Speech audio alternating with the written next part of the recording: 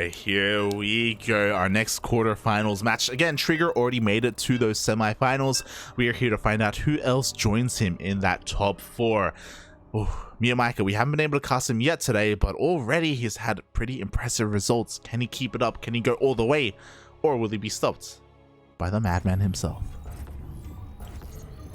Yeah, we gotta do something about these names. Because spawning in the top right hand corner of Inside and Out ESL, we have the Vietnamese Zerg player himself representing the Juggernauts. It is MeomaikA.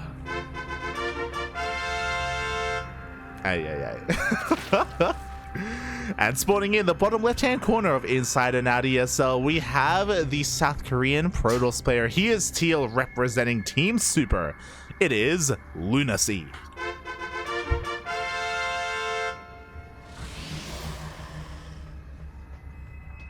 MeomaikA's had some interesting names in the over the past couple of years, usually reflecting his state of mind and how things are currently going in the land of MeomaikA.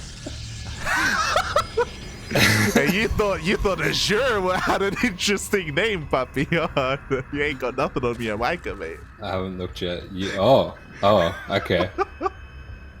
It's a bit mean. I'm a little bit sad by it. Yeah. You know what?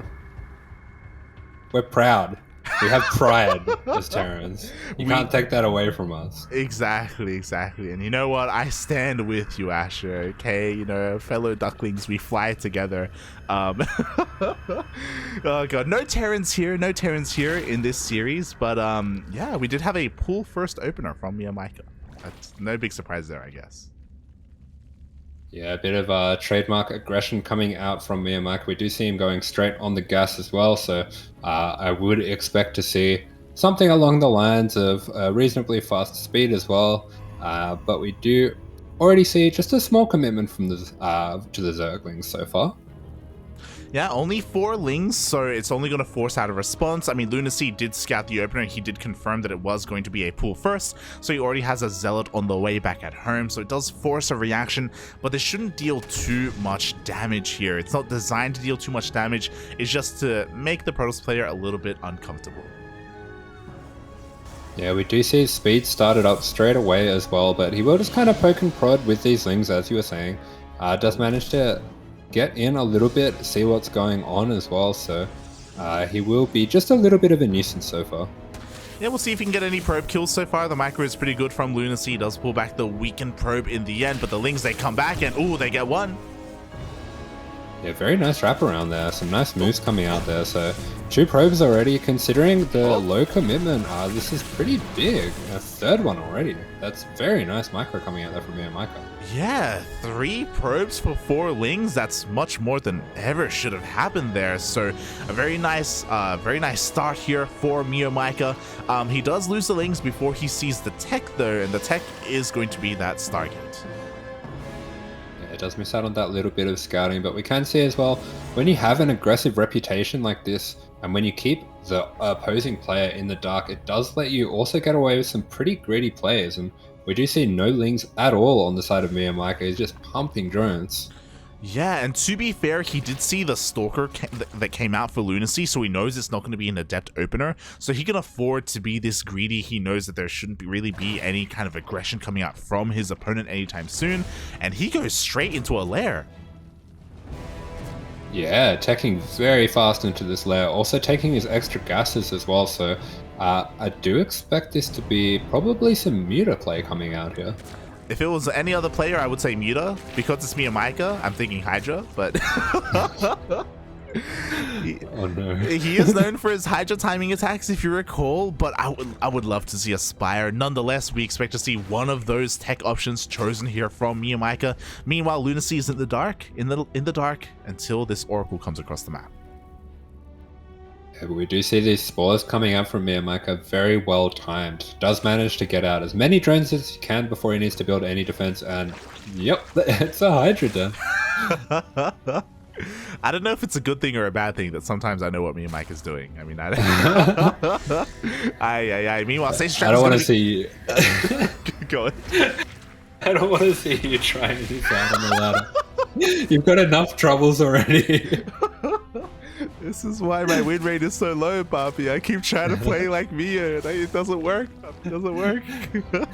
You gotta commit. You gotta be the mind of Mio. You gotta have the beaches. Yeah. Were you with the beaches when you tried to play like Mio? That's what I'm missing out, man. I need the beaches if I want to be like Mio. Speaking of being like Mio, we have some stage traps going on at the same time. A massive link run by at the third base. Yeah, nice thing run by, but he does actually distract himself a little bit, and the stasis trap is huge, taking out a lot of those drones. But at the same time, this is a significant amount of links, even with the Oracle protection. I don't believe he's going to be able to stop this base from being cancelled. Yeah, exactly. Because both Oracles were across the map, they weren't at home to defend. So even though there was a stage trap, it was well worth it here because we see a cancel on an almost finished third Nexus. Yeah, I'm quite worried for LunaSea here because that is all the energy gone from his Oracles, and we see a lot of Hydras coming out. We see the Hydra range. I think there is a very aggressive timing coming from Mio here. Exactly, and even though Glaive Adepts love light units like Lings and like Hydras, if there are too many of them, they will be shut down. Meanwhile, the Adept count is getting higher and higher. MeomaikA is going into the main base, and he is going to barely see some of the Adepts. He's going to confirm the gateway count. Doesn't quite see the move out, though. Yeah, it does miss that move out. It's a little bit unfortunate, but this does turn into one of those weird situations where the player with the aggression kind of walks into aggression of the other of the opposing player and kind of unknowingly counters himself almost. And this is a pretty bad start to the fight for LunaSea, but at the same time, he is starting to get on top of these Hydras. I was about to say that the Hydras had no support. Ling Hydra can do fairly well against this, but I'm afraid to look. 9 Hydras just got sniped. Yeah, very back and forth trade there, but at the same time, all of the Adepts going down on the side of LunaSea. I think he could be in a spot of bother here. Yeah, we're in a really weird scenario. A lot of Hydras went down, and that was a lot of the firepower here. Because that, if it wasn't for those Hydras dying, I think MeomaikA could just roll over what LunaSea has. But now it's mainly Lings here to support. We have some station traps being set down as well here at the third base location. We'll see how good those shots are going to be, if at all.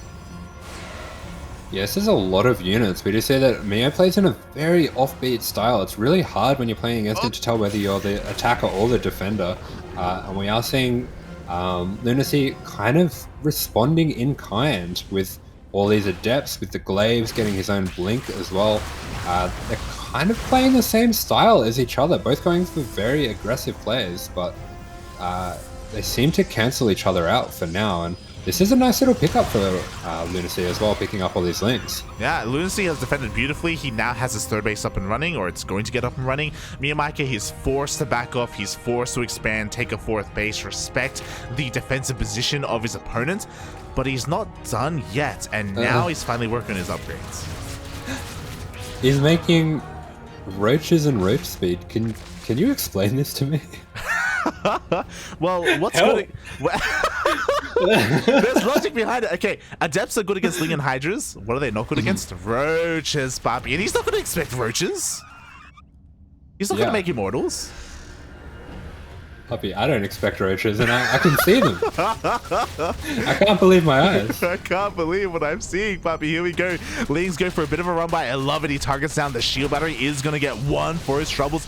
Maybe even a second. We see a station trap going off. Meanwhile, at the same time, the army is going to try and catch whatever he can. More roaches in production. Some of them have been revealed, but not all of them. I don't know if LunaSea has been able to piece this all together. Yeah, this is just crazy. There are so many units here. Mio has just managed to amass a pretty huge army coming in here, and he's set himself up for success as well, taking out these batteries at the front. We do see the overcharge committed, but at the same time, Mio's just going for it, and this fight is going so well for him until the stasis trap. What a clutch stasis trap. Oh my god, the stasis trap goes off. The overcharge is going to run out, but I think that may just barely be enough. LunaSea is going to force this army back at least until the stasis trap runs out. MeomaikA has to be careful not to overextend. He has to wait a little bit longer, but in a couple of seconds, the rest of this army is going to unstasis. And he is going for the timing with the second stasis trap. Just misses that timing there. Very unfortunate. And I think there's going to be enough here for Meo just to completely overrun. Exactly. A third stasis trap goes off, but this one is nowhere near as good as the rest. And it looks like there is going to be enough here with the Roaches, with the Hydras, with this off-peak timing. GG gets called, and MeomaikA will take game number 1. I will never get used to this.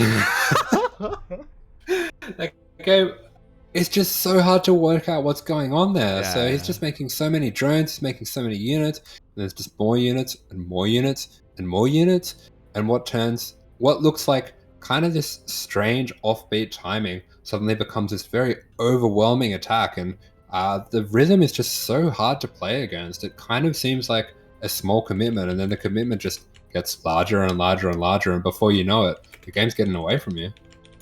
Oh yeah, exactly. And it's so difficult to like keep up with what MeomaikA is doing just because of how aggressive he is. Like you're just focusing everything on your defense. You don't really have the time to figure out what it is that your opponent's doing. You have to make a couple of educated guesses as a result. He was working on Templar Archives. He was working on Archons. He was working on Storm. Again, really good stuff for Lingbane Hydra. Not so much against Roaches. Yeah, absolutely. It's just so difficult to know when he's going to the next step, when he's going to a different step. Sometimes you're expecting higher tech or higher drone count, which is the kind of things that other Zergs would typically go for, but just a bit out of left field, going for the Roaches there, going for a strange all-in there, and it really pays off for him, and he does give himself the 1-0 lead going into Cosmic Sapphire. And you say all in, but man, he had a fourth base behind it, you know, Copium, yeah. He was fine, Poppy. He was dedicated. Dedicated pressure. I know how you feel, Light. I've seen your play. Zergs are never all in. They're just responding to aggression coming their way by cutting drones. Mate, you know, LunaSea is the one who went Glaive Adepts first, okay? Yeah, it's his fault. Blame the victim. Okay. Oh my god, here we go. We are getting ready for game number 2. We'll see how the hell this turns out and what these madmen will do. Yeah, here we are spawning in the top left-hand corner of Cosmic Sapphire. It is the Vietnamese Zerg representing Juggernauts. It is MeomaikA. And spawning in oh my god, going for the 12 pool and spawning in the bottom right hand corner of Cosmic Sapphire ESL, we have the South Korean Protoss player himself. He is teal representing Team Super. It is LunaSea.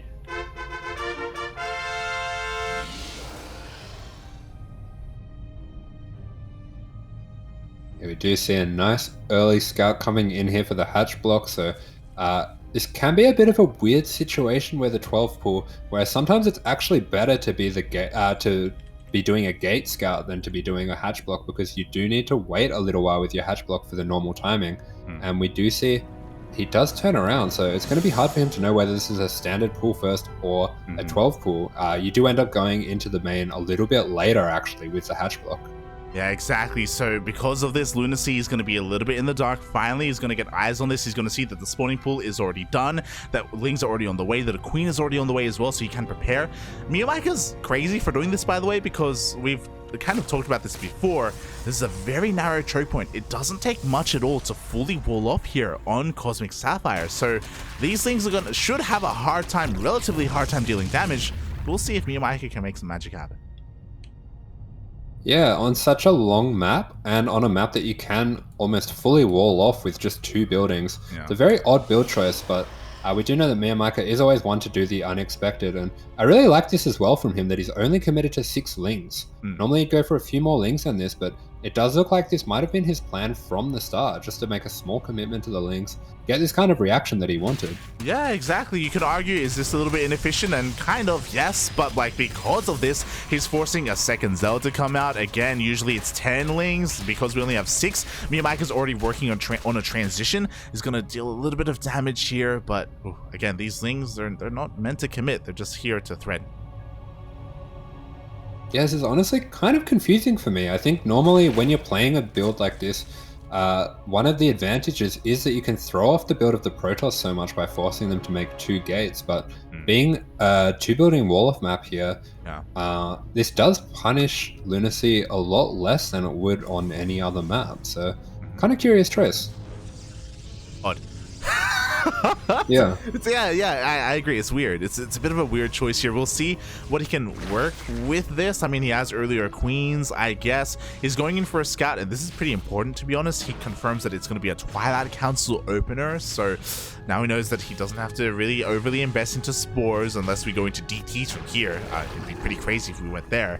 But already, safety Roach Warren. I say safety Roach Warren. Fast Roach Warren going down, actually. Oh my. Yeah, really nice foresight by MeomaikA just to have that early scout prepared. I believe that Stalker was there to deny a bit of scouting of this early Twilight. That's definitely something you want to do if you can with the Twilight openings, but he does manage to get a full look at everything that's going on here, and he is more than prepared. And if I know MeomaikA, he might even have his own counter pressure in mind. Yeah, I wouldn't be surprised if he does. Roach Warren does finish up. We already have 2 of our gases being taken here. MeomaikA focusing on droning for the time being. And LunaSea, how many gates are we going to see here? So far, only 4 gates, which is what we expect. If he throws down any more, then obviously we're going to see a much more committed all-in version of these Glaive Adepts. But especially because he got scattered, I'd be surprised if he throws down any more.